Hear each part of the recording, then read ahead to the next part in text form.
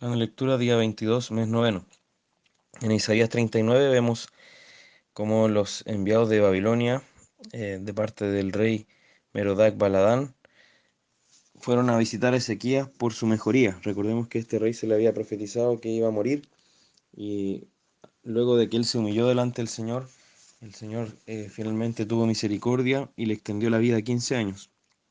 Entonces van los enviados de este rey de Babilonia, que en ese tiempo no era el imperio que dominaba a todos, sino que después se sobrepondría a Siria, pero en este tiempo era aliado de Judá, ya que ambos eran enemigos de Asiria, y vemos que Ezequías comete un grave error debido a su pecado, debido a que se había envanecido. Él abre sus puertas de sus palacios y muestra las riquezas que había podido acumular, y con esto abrió el apetito a los babilonios que volverían unas décadas más tarde a llevarse finalmente no solo esas cosas, sino que destruir la ciudad, destruir el templo y llevar cautivos a los judíos a Babilonia. Por tanto, vemos que lamentablemente, como dice en el relato paralelo de Segunda de Crónicas, esto mostró lo que había en el corazón de Ezequías, un rey que era piadoso, un rey que fue un verdadero creyente, pero que también cayó. Y acá vemos una de sus caídas, que fue justamente la soberbia, el orgullo. Vemos que hay que tener mucho cuidado con este pecado porque siempre nos está engañando, siempre podemos caer en trampas debido al orgullo, podemos hacer cosas muy necias y muy dañinas que después resultan en un perjuicio grave para nosotros. Debemos pedirle siempre al Señor que nos cuide de esto. Y también nos recuerda el proverbio que dice que el que mucho abre las puertas tendrá ruina o sufrirá perjuicio, y se refiere justamente a presumir mucho de lo que uno tiene. Luego en el capítulo 40 nos muestra cómo el Señor llama a su pueblo a ser consolados, y acá hay, hay varios versículos que son citados en el Nuevo Testamento. Se anuncia la venida del precursor del Mesías, que es Juan el Bautista, quien prepara el camino para que viniera el Mesías, y ese es justamente el consuelo de Israel, el verdadero consuelo. Y también se nos habla de la vanidad del hombre y de lo pasajero de la vida, con la metáfora o la comparación con la hierba y la flor, que se marchitan, así también nosotros nos marchitamos, envejecemos, morimos, pero la palabra de Dios permanece para siempre, y eso también nos muestra la prioridad que debemos observar.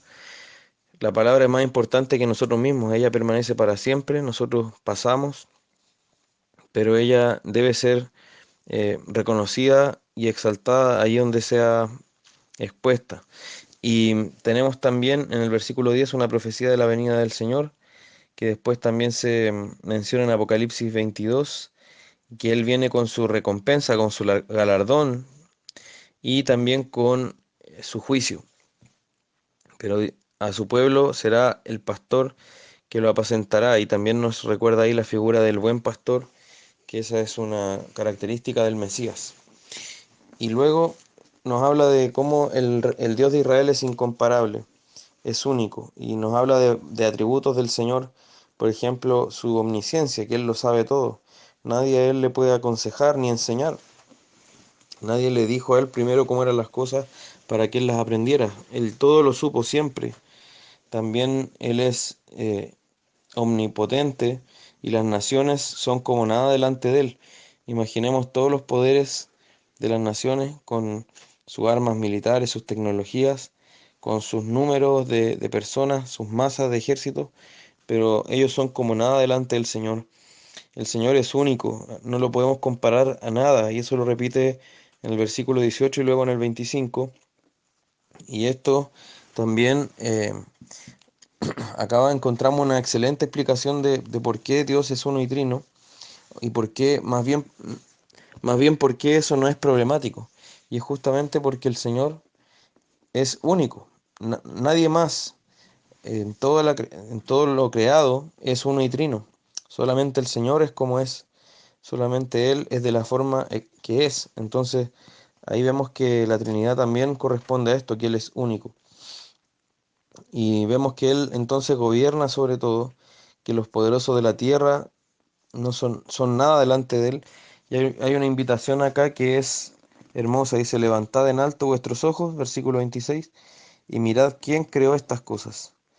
Él creó todas las estrellas, las llama por su nombre a cada una, sabe cuántas son, ninguna le falta. Por tanto, nos invita a levantar nuestros ojos y hagamos esto cuando estemos ante el firmamento. Podemos levantar nuestros ojos y preguntarnos y considerar quién hizo todas estas cosas. El Señor es eterno, dice también, ese es otro atributo de Él, y creó los confines de la tierra, no desfallece ni se fatiga con cansancio, ese también es un atributo de Él. Su poder eterno y infinito y constante lo lleva a que nunca se canse.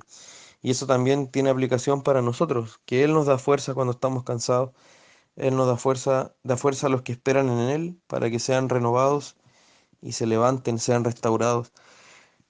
Y por último tenemos la seguridad de Dios para Israel en el capítulo 41, cómo protege su pueblo, cómo Él es el Señor que llama a las cosas desde el principio, Él es el Señor que gobierna las naciones, Él es el Señor que llama a las naciones a juicio y que las usa para sus propósitos. Y también en ese sentido podemos confiar que guardará a su pueblo, que le dará la victoria y que llama a su pueblo siervo mío. Pero vemos que esto se cumple, esta figura de Israel como siervo, se cumple de manera perfecta en Cristo. Por eso decimos que Cristo es el verdadero israelita, porque Él cumplió de manera perfecta lo que significa ser el siervo del Señor, descendiente de Abraham, el hijo de David, y cumple lo que Isaías anuncia sobre ser el siervo del Señor. Acá hay algunas cosas que las personas se aplican a sí mismos, pero son realmente dirigidas al Mesías. Por ejemplo, no temas porque yo estoy contigo, no desmayes porque yo soy tu Dios que te esfuerzo, siempre te ayudaré, siempre te sustentaré con la diestra de mi justicia. Em, Algunas promesas de estos pasajes así, las personas las aplican a sus vidas, pero en realidad debemos entenderla como eh, referente al Mesías. El Salmo 66 ya fue comentado en Proverbios 23, versículo 24, perdón, versículo 25 al 28.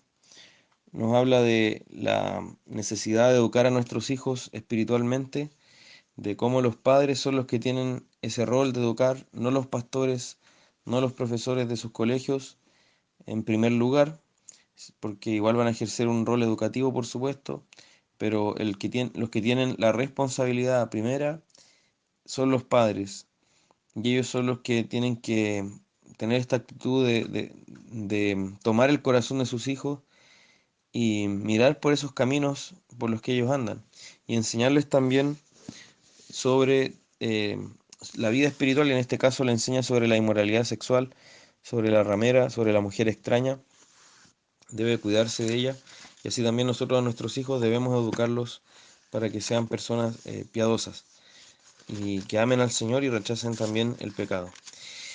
Y hoy comenzamos la carta a los Efesios. El apóstol Pablo es el autor de esta carta, se estima que la escribió mientras estaba en Roma, en prisión, y eso tiene que haber sido aproximadamente entre el año 60 y el 62, y vemos este tema que destaca en esta carta, que es la riqueza de la gracia en Cristo para la iglesia. Y vemos que un tema que destaca mucho en esta carta es la unión con Cristo, cómo el creyente en unión con Cristo, en su muerte, en su resurrección, en su exaltación, es bendecido, cómo el creyente estando en Cristo por la fe, recibe la herencia, recibe la bendición, recibe toda esa riqueza de la gracia que se menciona.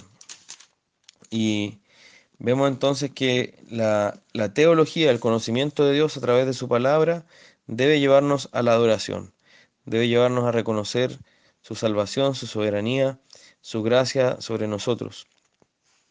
Y esto debe llevar entonces como consecuencia una vida santa.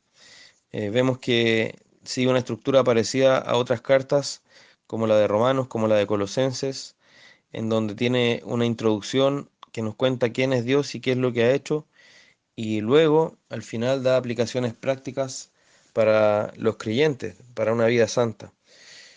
Y vemos que entonces se identifica explícitamente el apóstol Pablo como autor y siempre fue reconocido de esa manera, más allá de que, por supuesto, cuando empezó la crítica liberal, se duda de este libro como de todos los libros, pero la Iglesia siempre ha reconocido em, que este es el autor de esta carta, tal como lo dice al principio. Y vemos esta sección que es muy profunda, que da para 2 años de predicaciones, da para realmente una biblioteca de contenido, pero que por supuesto excede a, a las pretensiones de un audio tan breve, pero vemos cómo acá se nos muestra que en unión con Cristo hemos recibido toda bendición. Fijémonos cuántas veces nos dice de nuestra unión con Cristo. En el versículo 3 nos habla de que nos bendijo con toda bendición espiritual en los lugares celestiales en Cristo, nos escogió en Él. Después dice en el versículo 6 que nos hizo aceptos en el amado. Versículo 7, en quien tenemos redención por su sangre. Después, versículo 10, reunir todas las cosas en Cristo. Versículo 11, en Él tuvimos herencia. Versículo 12, a los que esperábamos primeramente en Cristo. Y así, versículo 13, en Él fuimos sellados con el Espíritu Santo. Entonces, nuestra unión con Cristo es el fundamento y la base de toda bendición que recibamos. No hay bendición fuera de Cristo. No hay bendición que podamos recibir fuera de Cristo. La unión con Él es la base de todo. En segundo lugar, todo fue hecho según su voluntad. Por esa voluntad fue que Él nos escogió, fue que Él nos predestinó desde antes de la fundación del mundo. Y esta es una gloriosa verdad, una gloriosa doctrina que debemos reconocer porque está por todos lados en la Biblia. Y acá está muy explícitamente expuesta. En amor fue que nos predestinó antes de que siquiera existiéramos, llegáramos a existir. Y veamos que también destaca este pasaje el hecho de que Él hizo todo según el versículo 5, según el puro afecto de su voluntad, versículo 9, según su beneplácito, es decir, porque así le agradó.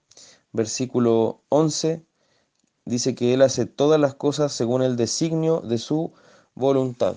Es decir, es esa voluntad soberana la que prevalece y por esa voluntad es que somos salvos. Entonces, primero, somos salvos porque Él lo quiso así en Cristo. Y tercero, ¿para qué? Para alabanza de su gracia, para alabanza de su gloria también, para alabanza de Dios finalmente. El versículo 6 dice que esto es para alabanza de la gloria de su gracia, es que Él nos salvó, ¿cierto? Y después versículo 12, para alabanza de su gloria, también es que hemos recibido la herencia.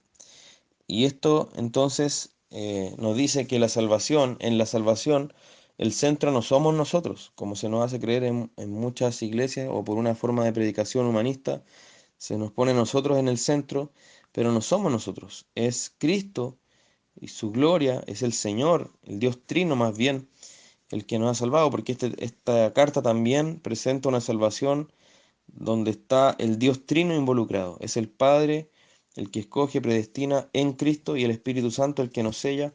Y ahí vemos toda la Trinidad envuelta en nuestra salvación.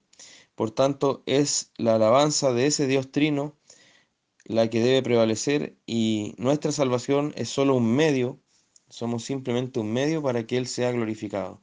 Y ese es el mayor privilegio que podemos tener. Entonces, fuimos escogidos y predestinados por su voluntad en Cristo para su gloria. Y también fuimos sellados entonces por el Espíritu Santo de la promesa. Y eso nos habla también de que nada puede deshacer ese sello. El sello implica algo que no puede ser roto finalmente y además nos habla de las arras. Las arras son una garantía. Es decir, el Espíritu está en nosotros como garantía de que se va a cumplir la promesa del Señor de que seremos glorificados. Por tanto, también ahí es una gran misericordia del Señor. Nosotros no merecemos que nos dé ninguna garantía de nada, pero Él por su pura gracia nos deja esta garantía de su Santo Espíritu que nos asegura que vamos a ser glorificados. Y todo esto lo cierra el versículo 14, nuevamente diciendo que esto es para alabanza de su gloria. El apóstol quiere que esto quede muy claro. Y todo esto corresponde a un plan, nuestra salvación me refiero, corresponde a un plan mucho, mucho más amplio que ya se enuncia en el versículo 10, que es ese beneplácito, esa voluntad de Dios que quiere reunir todas las cosas en Cristo en este cumplimiento de los tiempos. Fijémonos que ahí también de pasada nos está diciendo que luego de Cristo estamos en el cumplimiento de los tiempos finales. Y ya este argumento lo retoma en el capítulo, o sea, más adelante en este mismo capítulo, desde el versículo 21, diciéndonos que, o incluso el 20, diciéndonos que Cristo entonces fue puesto a la diestra del Padre y fue posicionado sobre todo principado, sobre toda autoridad, fue puesto como cabeza sobre todas las cosas fueron puestas bajo sus pies y sobre todo esto lo puso, por supuesto, de manera especial por cabeza de la iglesia. Y fijémonos que dice que la iglesia es la plenitud de aquel que lo llena todo en todo. Entonces, fijémonos que la iglesia, ¿qué significa eso? Que es su cuerpo, significa que Él nos gobierna y que nosotros somos la manifestación visible de Cristo en el mundo. Y en segundo lugar, que estamos llenos de Cristo, que seamos la plenitud de aquel que todo lo llena en todo, significa que estamos llenos de Cristo por medio de su Espíritu Santo. Él ha hecho de nosotros su templo. Y además lo que destaca en este capítulo es que nosotros debemos volcarnos a entender este poder que ha obrado en nosotros. Y este poder, nos dice el versículo 19 y 20, 19 y 20 nos dice que este poder que obró en nosotros para salvarnos es el mismo que obró en Cristo para resucitarlo. Ese fue el poder que ejerció Dios en nosotros y por eso la salvación es un milagro. No puede ser obrada por el hombre, no puede ser forzada por el hombre, ni imitada tampoco exitosamente. El único que puede salvar de esta manera es Dios, porque tiene que ejercer un poder tan grande como el que Cristo también recibió al ser levantado de entre los muertos. Por tanto, demos gracias a Dios por todas estas maravillas y por toda la profundidad de estas riquezas que Él tiene para nosotros en Cristo Jesús.